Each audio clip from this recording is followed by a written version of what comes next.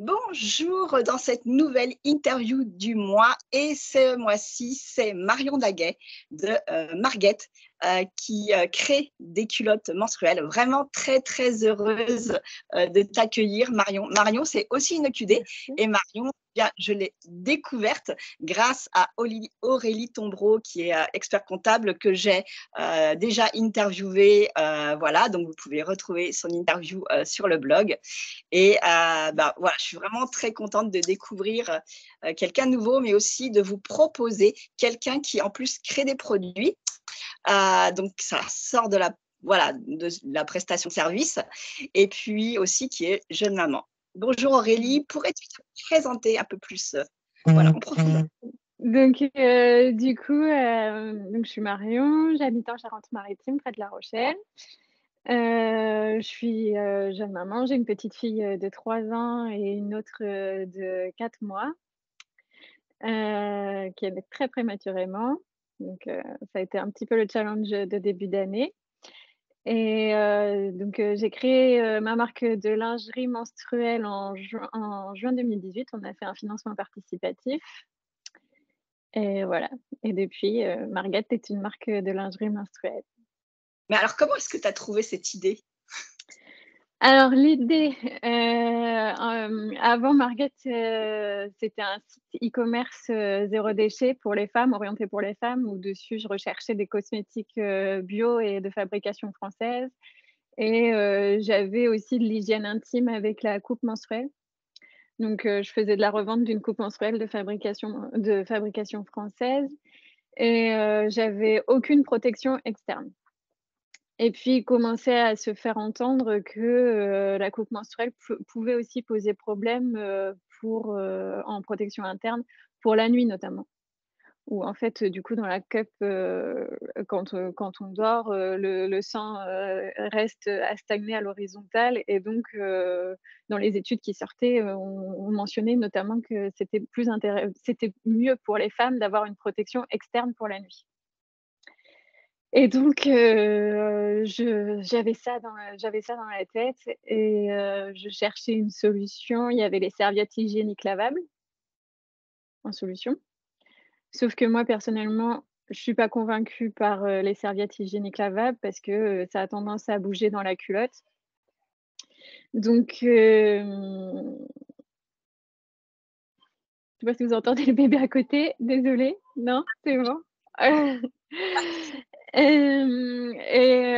Donc pour les serviettes hygiéniques lavables, oui, donc j'étais pas, convaincue par le concept. Je me dis enfin, sur ma boutique, je voulais jamais mettre un produit que je n'aimais pas. Donc je me suis dit: «Il faut que je cherche une solution», donc pour, ce problème de serviettes qui bougent dans la culotte. Donc je prends mon petit carnet, je commençais à dessiner, dans mon carnet. Je pensais aux couches pour bébé, aux couches lavables pour bébé. Je me disais: «Bah, eux, ils ont pas ce problème de va-et-vient dans leur dans leur couche lavable». Donc bref, je fais un petit dessin sur mon carnet, je referme le carnet, hop, je mets l'idée de côté. On lâche prise sur l'idée et puis un jour, en vacances, j'étais sur la plage en train de scroller sur mon téléphone. Et puis je tombe, sur une pub, de marque, américaine, pour, bah, des culottes menstruelles. Donc à l'époque, ça n'avait même pas de nom en français. C'était, slip, périodique, dans la traduction, anglaise. Dans la traduction française du coup et je me suis dit: «Bah, c'est ça ce qu'il nous faut en fait». Alors au début, je me suis dit: «Il faut que je trouve ça, il doit bien y avoir une entreprise, française qui fait fabriquer des culottes menstruelles, en France». Et donc à l'époque, il y en avait pas. Parce que, bah, c'était un nouveau produit, donc ça il y en avait pas. Il y avait une marque en France qui faisait des culottes, menstruelles et elle n'était pas de fabrication et elle n'était pas en coton bio. Et moi je tenais à si je référençais des culottes menstruelles, je voulais aussi des matières saines dans mes produits. Et donc j'étais sur le groupe, des Slow Lifeuses, le groupe de Scarlett. Et le sujet commençait à venir aussi et je leur ai dit: «Ah oui, franchement, j'ai bien envie de me lancer, je lancerais bien une culotte menstruelle, de fabrication française, sur, sur mon site, quoi. Et puis elles m'ont dit: «Allez, vas-y, lance-toi, on va être derrière toi. Tu fais une campagne de financement participative, et puis on sera là» et puis ni une ni deux, j'étais chauffée, j'ai commencé à chercher des ateliers et c'était parti. Voilà, pour l'histoire.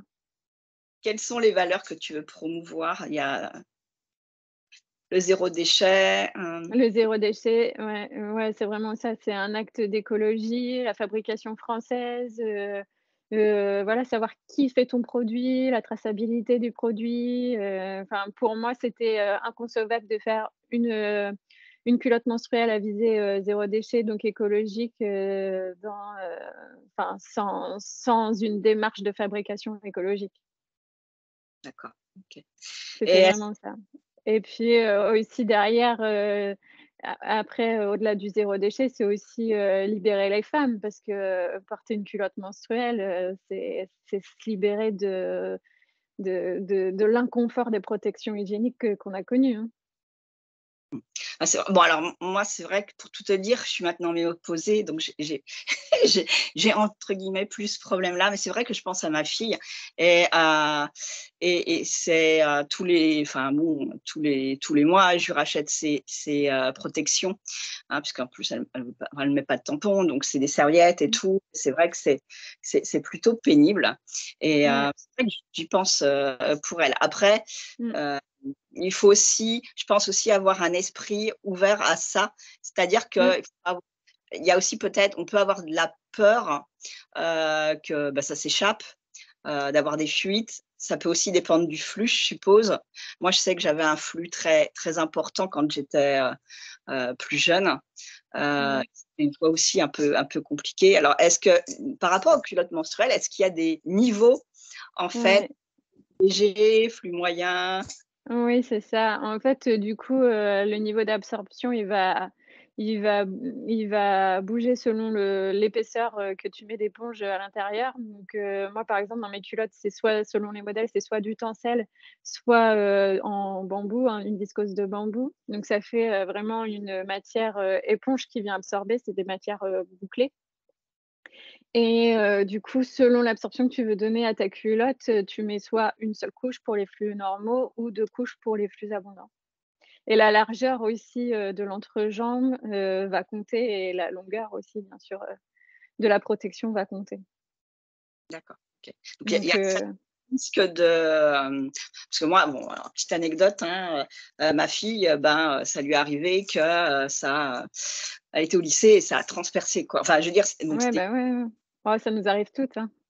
ouais et il y a que de ce genre, avec, les culottes menstruelles. En tout cas, Bah, c'est ce que je dis toujours, je dis: «Le risque zéro n'existe pas», mais pour moi, tu as moins de chance avec une culotte menstruelle qu'avec une, serviette hygiénique.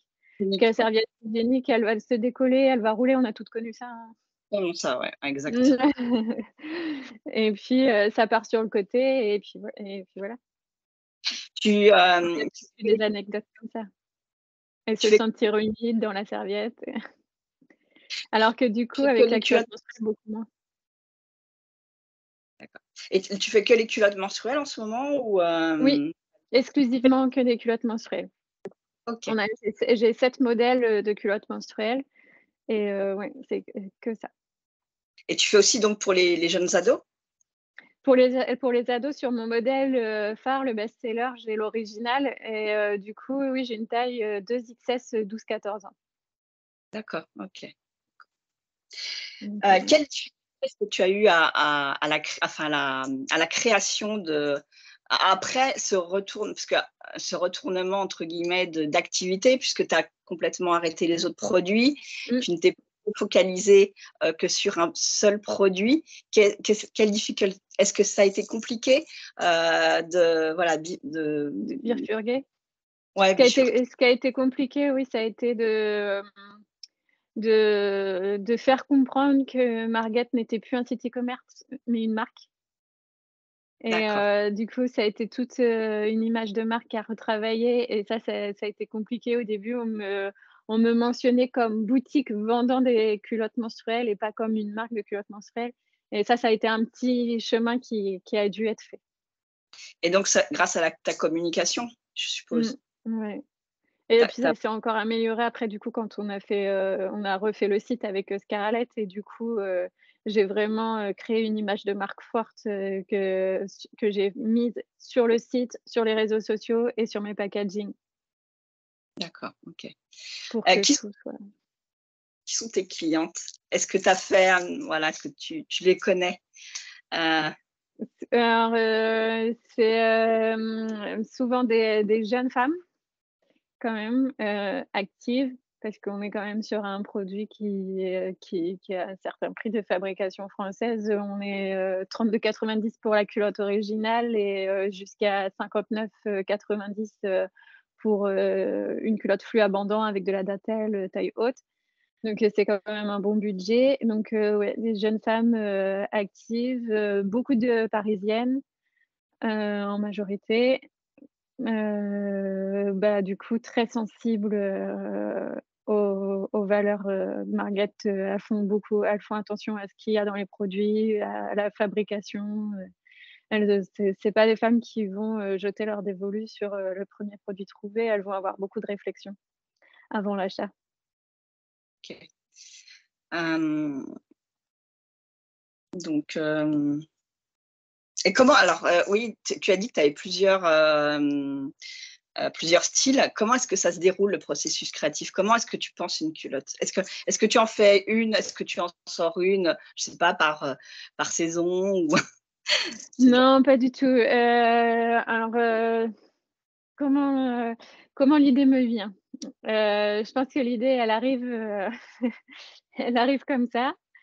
Je vais toujours, noter, je suis toujours avec mon carnet donc je vais noter l'idée quelque part et après, je laisse infuser et puis petit à petit, je vais commencer à faire des recherches sur internet pour affiner, mes idées de coupe, je vais mettre, des images, dans un dossier pour affiner mes idées de coupe et cetera et après j'assemble tout ça, je fais des petits dessins, je tape un petit texte et puis après ça se passe avec l'atelier textile du coup, avec les stylistes de l'atelier où, on commence les prototypes ensemble et puis après, c'est des allers-retours de prototypes, pour, modifier, le moindre centimètre, le moindre élastique, tout ça c'est des allers-retours. C'est assez long du coup, quand on entame, la production d'un nouveau prototype, ça peut durer des mois.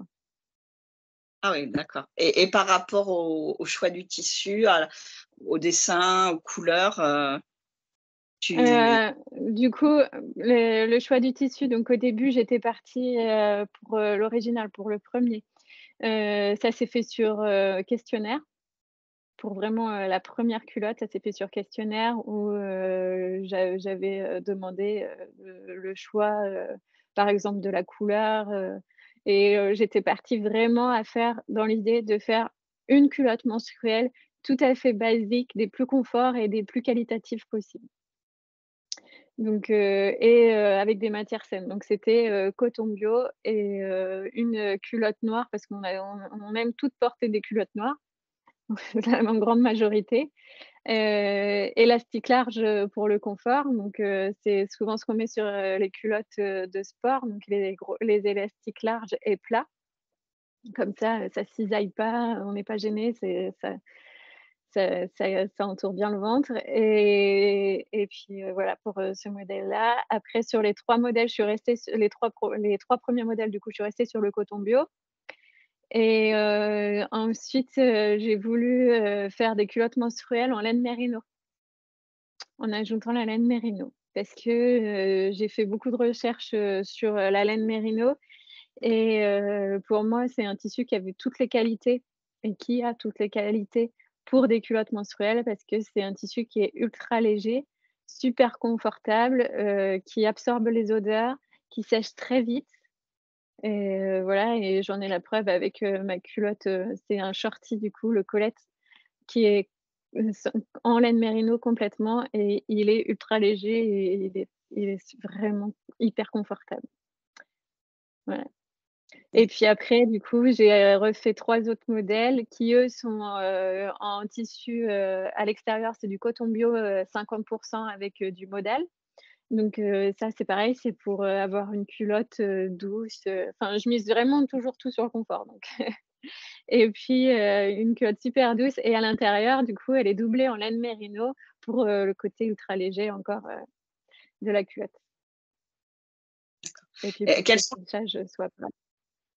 c'est, le fait que, bah, ça absorbe bien, les contraintes par rapport aux culottes que tu as? Les contraintes pour la création, d'une culotte? C'est le fait qu'elle faut bien qu'elle l'absorption, les odeurs, ce genre de choses? Bah, ça, du coup, c'est fait parce qu'en soi, on sait les matières avec lesquelles on travaille, on sait comment ça va aller. Les contraintes, c'est plus, sur, la forme des modèles, de faire en sorte que ça convienne à une majorité de femmes. C'est là que va être, que ça va être plus embêtant, en fait. Parce que, selon les tailles, enfin, j'essaie toujours de faire en sorte que ça convienne à un maximum de morphologie, en fait et c'est pas facile, c'est pas facile. Et c'est quoi ton produit phare? Enfin, celui qui, est la culotte la plus vendue? La culotte la plus vendue, c'est l'original, du coup, D'accord, celle en coton bio, celle, que j'ai lancée en premier et d'accord. c'est aujourd'hui toujours la plus vendue. Donc, Ah, on a dû en vendre près de 15 000, pour l'instant. d'accord. Et ça fait combien de temps? Alors, je sais plus si tu as donné la date. 2018, c'est 2018? Ah financement participatif, juin 2018. ouais, donc ça fait 4 ans. Tu as fêté Mmh. les grandes, enfin, Ouais, de oui, c'est ça. Bah, là, ça oui, ça va faire 4 ans, là, en juin. Ouais, c'est vrai. et tu vas faire quelque chose, non? Bah, non, du coup, je suis tellement pris dans un peu dans le tumulte de ma vie, tu vois? Que finalement, je m'en rends même pas compte que les années passent. Mais oui et puis comme, je sais jamais quelle date d'anniversaire fixer car, ça a été, un chemin assez long avant le financement participatif donc j'ai reçu mon premier prototype en janvier 2018 donc je sais jamais, quelle date d'anniversaire exactement donner. Est-ce que c'est la date de lancement ou est-ce que ouais, Bah, du mais coup, oui, il va falloir que on va parler organisation familiale. Tu disais que ça t'avait, voilà, tu voyais pas passer les années et les jours. Comment est-ce que tu mmh. t'organises avec tes 2 jeunes enfants? Là, c'est un peu compliqué, bah, là, je suis officiellement encore en congé maternité, donc normalement, il se finit, bah, la semaine prochaine, dans 10 jours, non, la semaine prochaine, donc bah, après, comme tout entrepreneur, on n'est jamais vraiment en congé maternité, hein, on travaille toujours un peu, mais sinon, bah, du coup, comme un nouveau-né, là, actuellement, ça change tous les jours, rien n'est fixe, donc on s'adapte. Donc je travaille quand pour l'instant, je travaille comme je peux, beaucoup sur le téléphone. J'essaye de faire un maximum sur le téléphone, les réponses aux mails et tout. J'ai mes dossiers sur le téléphone, et ouais, j'essaye, parce que l'ordi, j'essaye de l'allumer, un peu une fois par jour, pour préparer les commandes et cetera, mais faut être efficace et le plus efficace, ça reste le téléphone. Et du coup, tu as un bureau chez toi ou Oui.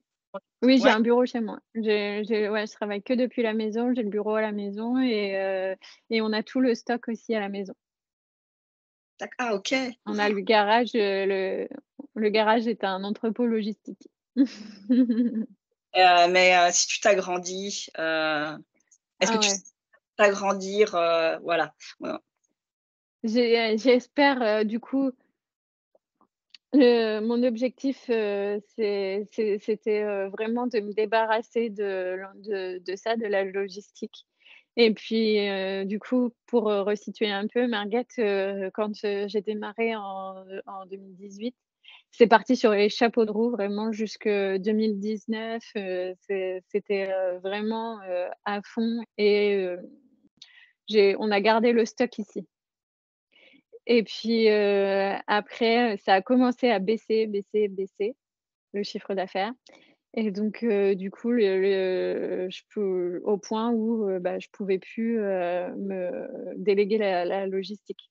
Donc, on a gardé la logistique ici et du coup, là, l'objectif, c'est de réussir à faire remonter le chiffre d'affaires et la première chose que je ferais, c'est de prendre un centre logistique parce que ça a pas sa place, ici vraiment, c'est compliqué, hein, parce que ça prend de la place, hein. Du coup, tu travailles toute seule, tu as pas d'équipe, voilà, Oui, non, pour je travaille t'aider? toute seule et quand, j'ai besoin, de quoi que ce soit, je travaille qu'avec des freelances. OK, d'accord. Donc, sur le site internet, je travaille beaucoup avec, Émilie qui fait mon SEO. Donc, Émilie, c'est Émilie Vial, donc, Prums SEO et on travaille, beaucoup ensemble, depuis qu'on a refait le site internet, donc, ça fait plus d'1 an qu'on travaille ensemble pour améliorer, le référencement du site et du coup avec, Virginie, une rédactrice, qui, rédige, tous les mois des articles sur le féminin, sur les règles, pour le site. OK. Ouais. Est-ce que tu te sens Et puis une Aurélie, bien sûr, la comptable. oui, bien sûr. Est-ce que tu te sens une entrepreneuse et pourquoi? Comment? Est-ce que tu te sens une âme d'entrepreneuse et pourquoi? Ah complètement. En fait, je me sens pas autre chose. Je me serais jamais vue, salariée. Et pourquoi je me sens une âme d'entrepreneuse? Parce que, depuis toujours, j'ai toujours voulu, imaginer des choses, créer des choses et je m'ennuie si je crée pas. D'accord. Ouais et c'est marrant parce qu'avant même, de lancer ma marque, de lingerie menstruelle, j'avais ma grand-mère, ma mémé et ma mère qui me disaient toujours: «Ah Marion, c'est toujours: "Ah j'imagine, ah j'imagine"». J'imaginais depuis toute petite, j'imaginais toujours plein de choses Ah, et j'entends encore ma mémé me dire cette phrase. on n'a pas parlé de ta formation de base. C'était quoi? C'est, tes études? Du coup, j'ai fait, un, BTS de négociation et relations clients qui D'accord. aujourd'hui c'est NRC, c'était NRC et maintenant il est digital, ça doit être encore mieux. Ils ont ajouté une bonne partie de digital, donc ça doit être super intéressant et du coup, oui, j'ai un bac+2 BTS de négociation et relations clients que j'ai fait par le CNED, à distance D'accord. et j'avais déjà une âme, très indépendante, en fait et donc j'ai fait 3 semaines, de BTS, assise en classe et j'ai vite compris que ça me gonflerait. Donc j'ai dit: «Bon, au revoir, je vais faire, toute seule de mon côté, à mon rythme et ça va bien se passer» et ça s'est bien passé. Ah, du coup, il t'a bien aidé pour la création de ton entreprise et puis, C'est ça, mais en fait, du coup, après ça a été compliqué parce que mais ça me rendait malade de m'imaginer renfermée dans un bureau, toute la journée, quoi. D'avoir des horaires fixes et cetera, mais ça me rendait mais vraiment, j'étais pas bien parce que j'ai quand même dû faire un stage, pendant mon BTS. Donc j'ai fait, 4 mois de stage dans une banque, 4 mois d'affilée et j'en pleurais de me sentir étriquée et de pas pouvoir, faire les choses comme j'avais envie,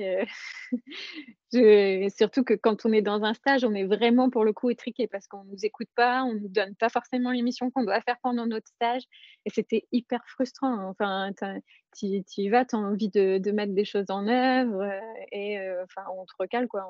On te fout dans un bureau, dans le fond, le dernier bureau, hein, à côté de la salle de pause et puis on t'oublie toute la journée quoi. On me dit: «Bah, tu vas faire ça», enfin on te donne, des papiers à faire, des choses à faire pour, je devrais pas le dire, mais ça me dérange. On me donnait des choses à faire pour, aller, dans les fichiers clients, traficoter, mettre des fausses informations dans les fichiers clients pour, que les objectifs de la banque soient tu OK, d'accord. Oh! donc le directeur d'agence prenait des stagiaires pour faire ça. D'accord. Pour, tu vois? Pour faire en fait, parce que normalement, c'est au conseiller d'appeler chaque client un à un pour remplir les informations clients. Sauf que du coup, il le faisait pas. Donc, il me disait: «Tu regardes les revenus des clients et en fonction des revenus clients, tu estimes leur impôt». Voilà. OK. Ce que j'ai fait. Petite parenthèse, des stages, on a tous, des stages comme ça en qui Mmh. se passent plus ou moins bien. Est-ce que tu as des projets pour l'année, en cours, de nouvelles culottes, de Bah, j'ai des projets et en fait, du coup, je continue toujours avec mon carnet à noter mes idées et tout ça, ça dépendra vraiment du chiffre d'affaires. Est-ce que ça va reprendre ou pas? On verra. Mais pour l'instant, clairement, j'ai pas les moyens de lancer un nouveau produit. si tu avais un ou des conseils, pour une jeune entrepreneuse, une entrepreneuse débutante, ça serait quoi? Ça serait de persister toujours, d'oser frapper à la porte des meilleurs parce qu'on peut être étonné. Donc vraiment, chercher le contact des meilleurs et pas oser demander, à qui que ce soit, même, sur LinkedIn et cetera. Aller fouiller, fouiller, fouiller pour, trouver les meilleurs et se faire accompagner et persister. D'accord, Parce OK. que, tant qu'il y a tant qu'il y a du chiffre d'affaires, rien n'est fini. Et puis comme on dit, hein, on refait pas, on ce qui existe déjà, eh bien, il faut s'en servir et Mmh, c'est vrai que, hein, ceux qui ont réussi, eh ben, ils peuvent vraiment, du coup, il faut se caler aussi sur eux pour avancer. Très bon. ouais, tout à fait et puis, ouais, il y a pas d'échec, des leçons. Mmh. Les plus grands entrepreneurs ont tous échoué. Ouais. Mais en France, l'échec, Mmh. c'est vrai qu'aux États-Unis, c'est vu différemment, mais c'est vrai qu'en France, encore, l'échec, c'est très mal perçu et c'est pas du tout valorisé, en fait. Ouais, mais pourtant il y a beaucoup d'entrepreneurs français, des gros entrepreneurs français aussi, ils le disent, hein, ils ont essayé de lancer plusieurs entreprises avant de trouver celle qui fonctionnait, hein. Ouais, c'est vrai. Mmh. Le mot de la fin, ce que tu veux, ça peut être un mot, une phrase, voilà, sur, tout sujet. Qu'est-ce que je pourrais dire? Hem,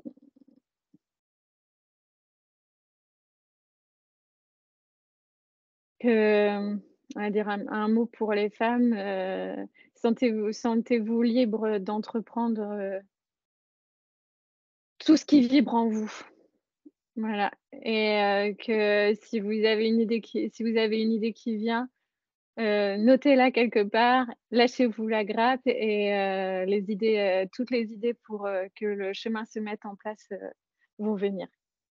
Mais osez, Super voilà. mot de la fin, j'aurais pas dit mieux. Enfin, en tout cas, en ce moment, c'est ce que je suis en train voilà, de mettre dans ma communication encore plus qu'avant et ouais, c'est bravo de Mmh. l'avoir, dit aussi avec tes mots et bah, je te remercie beaucoup, Marion pour cette, belle interview et aussi la découverte de tes produits parce que, ah bah, je ne connaissais pas vraiment les culottes menstruelles, le processus créatif.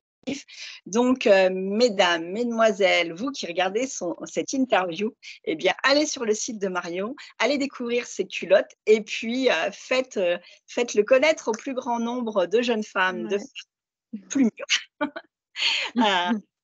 Que ce c'est vraiment aussi c'est vrai que ça doit être une libération. Je pourrais pas vivre, voilà, je ne l'ai pas vécu, mais je pense que c'est vraiment une belle libération, pour la femme. Mmh, Heu, tout à fait.